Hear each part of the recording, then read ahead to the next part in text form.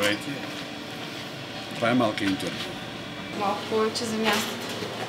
2004-та, да, а пък това Артко беше още 90-та година. Да. То още нямаше много частни заведения в това. Аз бях студент. Тая част на града не беше много популярна доста години. Това място Интерхотел е някъде от 80-те години, като заведение. Преди това е било, мисля, че са били някакви адвокатски кантори или нещо от сорта. А всички тези неща, които се виждат по стени, от тавани, те са част от нещата, които използвам в принцип като декорация и дизайн. Имам проблем с коледните украти, защото никой не ги забелязва. Да.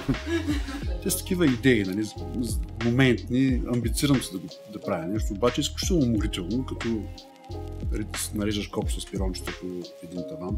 Клиентите откровеничиха и казаха, че на това място му отиват някакви... Същата изненада искат да я видят и от към храната.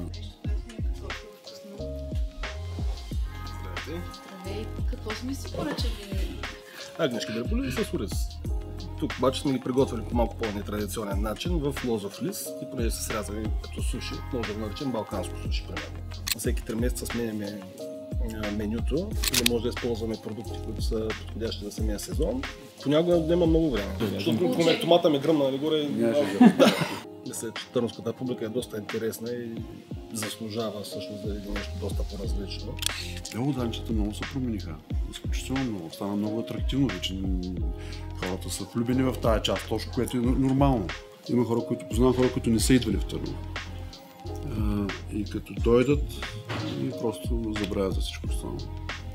Защото на фотографии, на снимки, на такива неща няма как да го усетиш като атмосфера.